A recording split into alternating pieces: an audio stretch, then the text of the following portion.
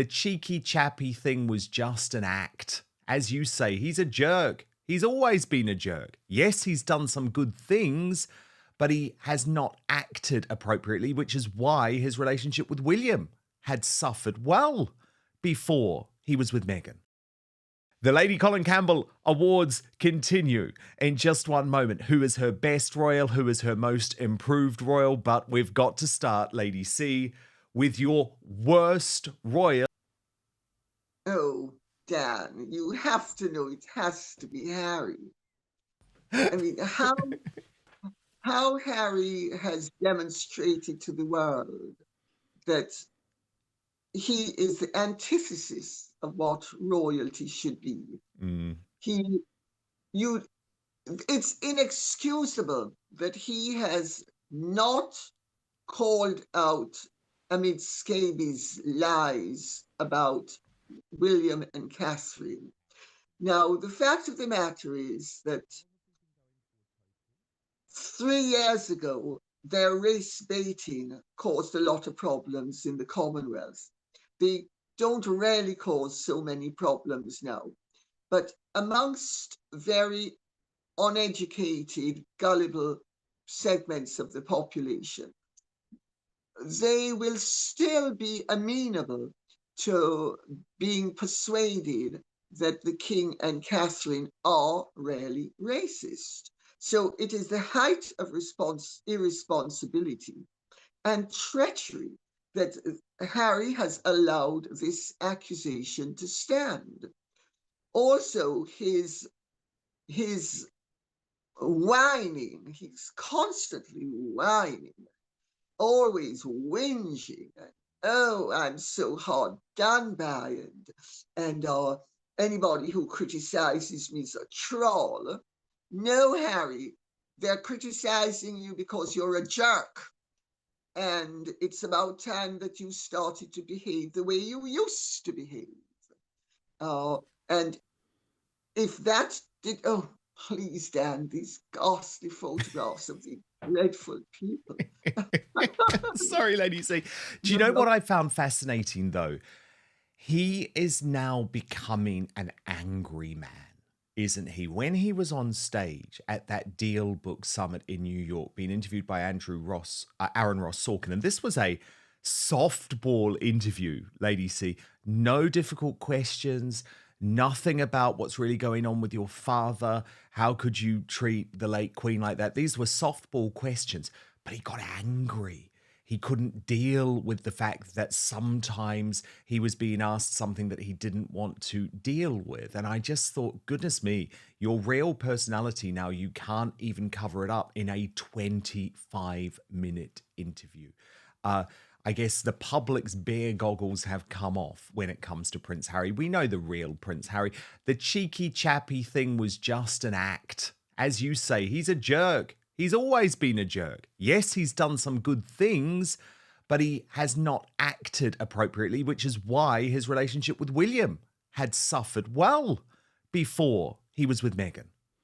Once upon a time, Prince Harry was the people's prince, charming, mischievous, and full of heart. But according to Lady Colin Campbell, that man no longer exists. In a scathing takedown, Lady C says Harry now needs a 12-step program, describing him as a jerk who's become the opposite of royalty since marrying Meghan Markle. Tonight, we're unpacking her explosive claims, the psychological spiral behind the Sussex brand, and the question on everyone's lips: is there any way back for Harry? Lady C's words were brutal, but many royal watchers say she's simply voicing what the public already feels. Harry's once honorable persona has crumbled under the weight of constant interviews, accusations, and Hollywood PR. She described him as erratic, emotionally dependent, and frankly lost. The prince who once fought for his country is now fighting for relevance. And the irony is he doesn't seem to see it. But I think, Dan, everybody is an amalgam of positive and negative. Of course. And me included. Yes, and me too. I mean, we both of us have 1% negative. 99% positive, don't we? Yes, of course. Of course. At least that's what we'll say, whether it's true or not. But putting joking aside, Harry, I think, had an aspect of his personality that was more positive and was more empathetic. And I think that was genuine. And of course, the cheeky chappy bit was spun to an extent by the media and by the palace. But I think he did have virtues that Meghan has encouraged, by encouraging him to connect with his rage and to connect with his victimhood and to connect with his deprivation. The balance in his personality has shifted in the most detrimental way. But that's not, I don't think we should actually, in fairness to him, negate those aspects of his personality that were positive, because that's the way back for him as a decent human being. If ever he decides to use therapy wisely and maybe to get into a 12-step program where he will understand that spiritual rot requires spiritual regeneration, and you know, blaming everybody for your failings and the fact that you have not had a perfect life is unrealistic. But I think he definitely qualifies as the jerk of, if not the century, certainly the year. Lady C compared his fall to an addiction, saying he's hooked on grievance, hooked on victimhood, and hooked on Meghan's approval. And that's why she said he needs a 12-step program. It's not about drugs or alcohol this time, it's about detoxing from fame, ego, and resentment. When Lady C says Harry is the opposite of royalty, she's pointing straight at Meghan's influence. In her view, Meghan transformed Harry from a grounded royal into a Hollywood performer, obsessed with image and outrage. She accused Meghan of isolating him from everyone who loved him, then repackaging their chaos as content for Netflix and Spotify. For Lady C, Meghan's power isn't just emotional, it's strategic. She knows Harry's weaknesses and exploits them. Yes, okay, well, let's move on to something more positive, Lady C. Who is your most improved royal? It has to be Princess Beatrice. She is so chic now. She is so stylish. She is, and she behaves impeccably. I mean, I've only met her. I don't really know her, and I haven't seen her for ages. But she is, you know, she has had a mixed reputation. Let's put it that way. And she was dowdy. She had some of the dress sense of her mother, but under the influence of dire. I mean, whatever Sarah's virtues, being well dressed was never one of them. But under her husband's ministrations, he's very chic, and she's become super chic, and also she does things beautifully when she does royal duties. And I would really like to see both those girls end up doing, well, being fully fledged working royals. I mean, at the moment, they do things. I'm sure you know, Dan, that they do things privately and quietly. Absolutely. And some official things as well. For instance, during the Queen's Jubilee, there was an event at Windsor Castle for the Queen's Jubilee, and the Queen was not able to go because she wasn't well enough. And Beatrice stood in for her and conducted it wonderfully. But I think she's gone from being, well, also she's older. You know, she's old, she's matured well.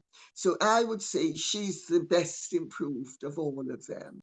But And what about your best royal to wrap up the Lady Colin Campbell Awards for 2024? oh, that's got to be Camilla, without a doubt. I mean, you have to admire a woman who never worked, who had no ambition to be anything but a good wife and mother and a good friend, and who had no desire for any professional accomplishments or to make her mark in the world. And at an age that everybody else has retired, often forcibly, she has had to have a new career, and she has done it wonderfully well. And I mean, and also the causes that she adopts, you know, for instance, battered wives or osteoporosis. And I mean, she's just, I think, without it, and the way she stepped in with both the king and Catherine being ill, and undertook a whole load more engagements than really her health could stand, because she's an older woman. And not only is she an older woman, she's not as strong as people would like to believe that she might be. And she's stepped up to the plate in the most wonderful way, and she protects the king. And she's a vigilant guard dog. And I say that with utter respect, because you know how much I love dogs. So when I Yes. say it's not a put down, it is, you know, she's just everything that is admirable, Yes. Well, really. when Prince Harry, do you remember, flew in for publicity reasons in the hours after his father's cancer was announced to the world, you revealed right here that it was Camilla who only allowed Harry that very small window with his father at Clarence House because she didn't want him to be stressed out by the negativity. So I guess that's the sort of thing you mean. Lady C said it best. Harry has been deconstructed bit by bit, until he doesn't even know who he is anymore. It's not love that's keeping him there, it's dependency. Meghan plays the role of savior while simultaneously being the source of his torment. The British public adored Harry once. But now, every new project, every new complaint feels like another betrayal. Even die-hard supporters are beginning to turn away. Lady C notes that Harry's behavior is more than just immature. It's self-destructive.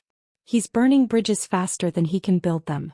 Whether it's attacking his family, demanding apologies, or rewriting royal history, Harry's story has become a never-ending pity parade. And the saddest part? Lady C says the palace no longer fears his words. They pity him. For them, Harry's credibility has evaporated. What remains is a shell of a man whose every move feels like a cry for help. Yes, she made sure that Harry would not be able to run riot and create havoc for his father. She is a wonderful wife, and she's a wonderful woman. And she also has a great sense of humor. And she's very well read. She likes books. That's something else that she does. But she's protective, and she puts family first, and she puts having a good and decent and happy life first. You know, Meghan used to say, I choose happiness. Well, she certainly showed us she chooses misery. But Camilla rarely, without saying it, chooses happiness. And she's a very positive human being. And I think she has protected the king to the extent she could. And that's what a good wife does, because Charles would possibly, without her he would, if she wasn't there, Harry might find it easier because William will have nothing to do with Harry. And of course, so Harry would have a clear run on trampling his father into the dust if it were not for Camilla, because William wouldn't be there to protect his father. But Camilla is there to protect Charles, and I think that's wonderful. Yeah, no, it is. But equally, she wants a good and happy family life. And I know that she, of all people, would be the one to say, if Harry did the prodigal son bit, I'm sorry, I realize I've done wrong. She would be the first person to say, open the door, let him back in, but because he is family, not meaning though that he would then be welcomed back as a working royal, because I think that's the past, and Harry has no place as a working royal now or in the future, because William wouldn't tolerate it, and nor would the British people. Lady C insists Harry's decline isn't just personal, it's symbolic. He represents what happens when privilege meets self-pity. He had every opportunity for greatness, yet chose grievance. Meanwhile, William and Kate continue to rise, focused on duty and service, showing the very leadership Harry once embodied. The contrast is almost painful to watch. Lady C even claimed Meghan knows exactly what she's doing, that every controversy keeps them relevant. But as the world grows tired of the drama, the couple's currency is fading fast. You can't keep selling victimhood when no one's buying it anymore. Well, that's what I was going to say. We won't tolerate it because, Lady C, he can never take away the fact that he ruined the final years on Earth for the late Queen Elizabeth II. I'm sorry. One day that's going to be his cross to bear when finally he manages to consciously uncouple formally with Meghan, even though they've started to do a pretty good job of that. But he's still going to have to live with that guilt. Yes, well, you have to have a conscience to have an awareness of guilt. I make that observation for what it's worth. But maybe one of these days he'll have a spiritual regeneration. And that's what the 12-step program is all about. And that's why he needs it, yeah. Done wrong and then making amends. But you have to actually, first of all, admit to yourself that you're not perfect and everything isn't everybody else's fault, and that you bear responsibility for your actions and for your state of being, especially when you are so privileged. Yeah, exactly. But that's not how he views himself, is he? He's a victim, Lady C. He's a victim. But look, I have to thank you so much. What a brilliant set of awards, but also it's been such a joy to have you part of the launch of Outspoken in 2024. Couldn't have done it without you. All of your steadfast support has meant the world to me. Of course, you are a YouTube sensation in your own right, so I feel like I'm just following in your footsteps, but it has been such a privilege to have you contribute regularly to the show. I know how much the Outspoken family of viewers appreciate it too. So have a wonderful Christmas at Castle Goring, and we will speak, I think, the first week of January. Thank you, Dan. Merry Christmas and Happy New Year to you too, and everyone else. I'm so delighted to see that you've got so many viewers. You're going to end up being one of the biggest things on the media. You wait for it. So where does this end? Lady C believes Harry's only salvation lies in breaking away, not just from Meghan's orbit, but from the brand they've built. If he continues down this road, she warns, there will be no redemption left. She said it bluntly, he's destroying himself in slow motion and the world is watching. To many, that's not cruelty, it's truth. Harry's tragedy isn't that he married Meghan. It's that he lost himself in the process. Lady C's takedown might sound harsh, but she's voicing what millions have whispered for years. Harry is spiraling. And unless he wakes up soon, he'll end up remembered not as Diana's son, but as the man who threw his legacy away. Do you agree with Lady C's comments? Is Harry a victim or the architect of his own downfall? Let me know in the comments. I read them all. Don't forget to like, subscribe, and join me next time as we uncover more of the drama behind the palace walls.